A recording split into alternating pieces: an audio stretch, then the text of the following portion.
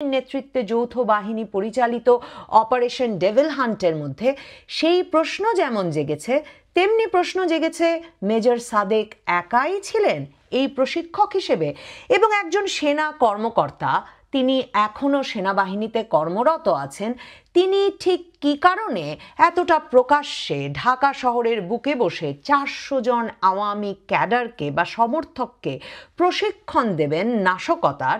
মানে সেটা কি তাহলে অস্ত্র প্রশিক্ষণ ছিল, নাকি সেটা গুজব অপতথ্য সেগুলো ছড়িয়ে কি করে শেখ হাসিনার জন্যে বা আওয়ামী লীগের জন্যে কাজ করা যাবে সে বিষয়ে একটা প্রশিক্ষণ ছিল? নানা রকম তথ্য আসছে সংবাদ মাধ্যম থেকে। এমন তথ্যও কিন্তু এসেছে যে মূল পরিকল্পনা ছিল শাহবাগ এবং বিমানবন্দর এলাকা দখল করে ফেলে শেখ হাসিনাকে বাংলাদেশে নিয়ে আসা। চারটি জায়গায় সাম্প্রতিক সময়ে আওয়ামী লীগ প্রশিক্ষণের আয়োজন করে অন্তত 2500 জনকে তৈরি করেছে, এই খবরও সংবাদ মাধ্যমে এসেছে। শুধু বসুন্ধরার ভেতরে একটা কনভেনশন হল ভাড়া করে প্রকাশ্যে এই প্রশিক্ষণ ঘটেছিল তাই নয়, ভাটারা, পূর্বাচল, কাটাবন এলাকাতেও নাকি এ ধরনের প্রশিক্ষণ ঘটেছে। সত্যি সম্ভব আওয়ামী লীগের পক্ষে যে কোনো প্রশিক্ষণে শাহবাগ আর বিমানবন্দর দখল করে ফেলে শেখ হাসিনাকে নিয়ে আসা? শেখ হাসিনা তো আছেন ভারত সরকারের হেফাজতে, তাহলে কি করে শেখ হাসিনাকে ঠিক কোন যানে বা কোন বিমানে চড়িয়ে এই দেশে নিয়ে আসা হবে যখন শাহবাগ আর বিমানবন্দর দখল করে ফেলবেন মেজর সাদেক? পত্রিকাগুলো লিখছে, পত্রিকাগুলো গোয়েন্দা সূত্রের বরাত দিয়ে লিখছে যে শামীমা নাসরিন শম্পা নামের একজন আওয়ামী লীগ নেত্রী, যার বাড়ি গোপালগঞ্জে, তিনি ভাড়া করেছিলেন বসুন্ধরার ওই কেবি কনভেনশন সেন্টার। সেই কনভেনশন সেন্টারের ম্যানেজারও নাকি গোপালগঞ্জের। আর ওই সভাটি অর্থাৎ 400 লোকের এই সমাবেশ হয়ে যাওয়ার পরপরই ভাটারা থানা পুলিশ আরেকজন যে ব্যক্তিকে গ্রেফতার করেন, তিনি বরগুনার যুবলীগের এক নেতা সোহেল রানা। সত্যি বরগুনা আর গোপালগঞ্জের দুই নেতা নেত্রী মিলে 400 জনকে আর সারা ঢাকা শহর মিলে 2500 জনকে প্রশিক্ষিত করবার জন্যে জড়ো করতে পারলেন। আওয়ামী লীগ সত্যি এতটা সংগঠিত হয়ে পড়েছে এক বছরের মধ্যে? এতদিন তার মানে যেসব বয়ান শোনা যাচ্ছিল যে আওয়ামী লীগ একেবারে ছত্রভঙ্গ হয়ে পড়েছে, আওয়ামী লীগ নেতৃত্ব শূন্য হয়ে পড়ায় নেতা কর্মীরা একরকম দিক নির্দেশনাহীন হয়ে বুঝতে পারছেন না ঠিক কি করতে পারেন এবং কিভাবে তারা আবার রাজনীতির ময়দানে ফিরে আসতে পারেন। আর হঠাৎ করে এই আগস্টের আগে, ঠিক 1 বছর পূর্ণ হওয়ার আগে, তার মানে শোনা যাচ্ছে একেবারে নাম না জানা যুবলীগ, ছাত্রলীগ নেত্রীরা মিলে এত বড় একটি প্রশিক্ষণ এবং সমাবেশ, এসবের আয়োজন এবং দলকে নানা রকম নাশকতা বা দলটির ভাষায় আন্দোলনের জন্য এতটা প্রস্তুত করে তুলতে পারছে।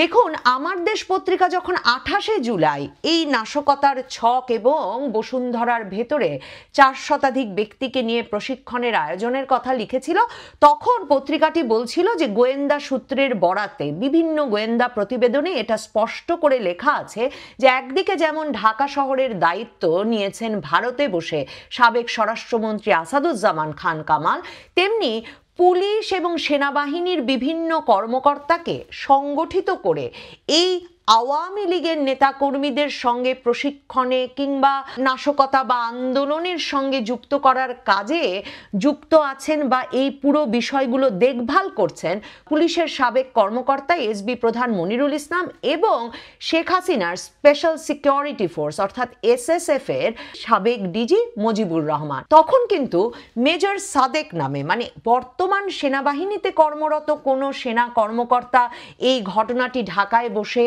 পরিকল্পনা করছেন, বাস্তবায়ন করছেন, প্রধান প্রশিক্ষকের দায়িত্ব পালন করছেন, এ ধরনের কোনো তথ্য সেখানে পাওয়া যায়নি। মেজর সাদেকের কথা হঠাৎ করে আমার দেশের এই রিপোর্ট সারা বাংলাদেশ জুড়ে ইউটিউবে আলোড়ন তোলার পর কেন পুলিশের তরফে প্রথম জানানো হলো? এরপর যখন আইএসপিআর অর্থাৎ সেনাবাহিনীর গণসংযোগ পরিদপ্তর, সেনাবাহিনীর তরফে এই নিয়ে কথা বলা হলো, তখন আমাদের জানানো হলো যে এই মেজর সাদেককে 17ই জুলাই তার নিজ বাসভবন থেকে উত্তরা থেকে সেনা হেফাজতে নেওয়া হয়েছে। তদন্ত চলছে তার বিষয়ে, এবং তদন্তের জন্য সেনাবাহিনীর আইন অনুযায়ী একটা তদন্ত আদালত গঠিত হয়েছে, এবং তদন্তে তিনি দোষী প্রমাণিত হলে সেনাবাহিনীর সিদ্ধান্ত অনুযায়ী সেনাবাহিনী বলছে যে সেনা আইনে যে বিধিবিধান আছে সে অনুযায়ী তার বিরুদ্ধে ব্যবস্থা নেওয়া হবে। আইএসপিআর এর ভাষ্য পড়লে কিংবা সেনা সদর দপ্তরের পরবর্তী ব্রিফিংয়ে যে আলাপ হয়েছে তাতে পরিষ্কার মেজর সাদেক কোর্ট মার্শালের মুখোমুখি হয়েছেন। সেনাবাহিনীর ভেতরে যে তদন্ত আদালত তার নাম কোর্ট মার্শাল। কোর্ট মার্শালে সেনাবাহিনীর ভেতরে কর্মরত যে কোনো ব্যক্তির বিরুদ্ধে শৃঙ্খলা ভঙ্গজনিত যে কোনো কর্মকাণ্ডের জন্যে একটা সংক্ষিপ্ত বিচারের ব্যবস্থা করা যায়। এই বিচারের মাধ্যমে যে কোনো ব্যক্তিকে চাকরি থেকে যেমন স্থায়ীভাবে অব্যাহতি দেওয়া যায়, এমনকি এই কোর্ট মার্শালে মৃত্যুদণ্ডও হতে পারে। জিয়ার আমলে যেমন ধরুন 1977 সালে 2রা অক্টোবর বিমান বাহিনীর যে ভেতরে যে অভ্যুত্থান ঘটে, সেই অভ্যুত্থানটিতেই শুধুমাত্র বলা হয় যে 1300 থেকে 1500 সামরিক কর্মকর্তাকে সে সময় ফায়ারিং স্কোয়াডে অথবা ফাঁসিতে ঝুলিয়ে মৃত্যুদণ্ড দেওয়া হয়েছিল। সেই ব্যক্তিদের, সেই সেনা কর্মকর্তা বা সেনা সদস্যদের কারো লাশ আর কখনো সেনা পরিবারগুলোর কাছে পৌঁছেনি, এবং তারা দশকের পর দশক ধরে ভেবে নিয়েছেন, প্রার্থনা করেছেন যে তাদের পরিবারের সদস্যরা নিখোঁজ আছেন। তার মানে সেনাবাহিনীর ভেতরে সে ধরনের কোর্ট মার্শাল আবারও শুরু হয়েছে। কোর্ট মার্শাল শুরু হয়েছে মেজর সাদেকের বিরুদ্ধে, এটা জানিয়ে সেনা দপ্তর থেকে আরেকটা ইন্টারেস্টিং কথা জানানো হয়েছে। বলা হয়েছে এই সেনা কর্মকর্তা মেজর সাদেকের পোস্টিং নাকি ছিল রামুর ক্যান্টনমেন্টে, এবং তিনি নাকি সেই 5ই আগস্টের পর থেকেই নিখোঁজ আছেন, মানে তিনি কাজে যোগ দেননি। কিন্তু সেটাও নাকি এমনকি রামুতে তার যিনি ঊর্ধ্বতন কর্মকর্তা তারও নজর এড়িয়ে গিয়েছিল। সেটা কি করে সম্ভব? সেই প্রশ্ন যখন জাগে তখন মনে এ প্রশ্নও জাগে, তার মানে আমরা যে গত 5ই আগস্টের পর থেকে শুনছি যে পুলিশ বাহিনীর ভেতরে কয়েকশো থেকে কয়েক হাজার কর্মকর্তা এবং কর্মী এখন পর্যন্ত নিখোঁজ, এবং তাদের অনেককেই হয়তো হত্যা করা হয়েছে, অনেকেই হয়তো পলাতক আছেন প্রাণ ভয়ে, এবং অনেকেই হয়তো দেশত্যাগে বাধ্য হয়েছেন। সেনাবাহিনীর ভেতরেও কি তার মানে গত আগস্ট থেকে এ ধরনের অস্থিরতা তৈরি হয়েছে? সেনাবাহিনীর ভেতরেও তার মানে অনেক সেনা সদস্য আর কাজে ফিরে যাননি গত আগস্টের পর থেকে, কিংবা অনেকে কাজে ফিরতে পারেননি, কিংবা অনেককে কি সেনাবাহিনীর ভেতর ক্যান্টনমেন্টের ভেতরেই নিরাপত্তাহীনতার শিকার হতে হয়েছে? কু, পাল্টা কু, হত্যা, তারপর পাল্টা হত্যা, এসবের ঘটনা ঘটছে 75 থেকে 81।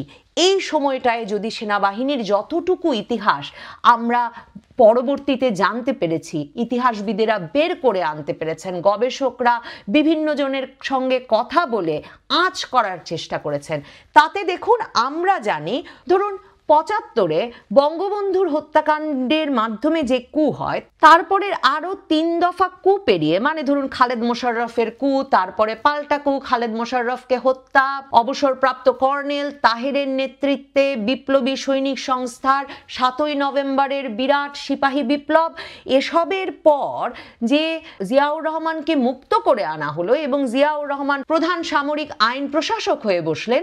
দেখুন জিয়াউর রহমান এসে কিন্তু 24শে নভেম্বরের মধ্যেই সেই কর্নেল তাহের, যার বিপ্লবী সৈনিক সংস্থার অভ্যুত্থানের ফলে তিনি খালেদ মোশাররফের হাতের বন্দিত্ব থেকে মুক্তি পেলেন এবং পরিণত হলেন প্রধান সামরিক আইন প্রশাসকে এবং তারপর দেশের শাসকে, সেই কর্নেল তাহেরকে কিন্তু তিনি কোর্ট মার্শালের মুখোমুখি করেন সেনাবাহিনীকে উস্কে, সেনা বিদ্রোহ উস্কে দেওয়ার জন্য।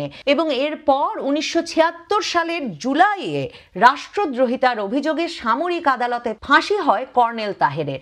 এরপর কতগুলো অভ্যুত্থান, পাল্টা অভ্যুত্থান, কু, পাল্টা কু এবং একে অপরকে হত্যার ঘটনা সেনাবাহিনীর ভেতর সারা বাংলাদেশ জুড়ে ক্যান্টনমেন্টগুলোর ভেতরে ঘটেছে, সেটা সম্পর্কে কোনো তথ্য, পরিষ্কার তথ্য পাওয়া যায় না।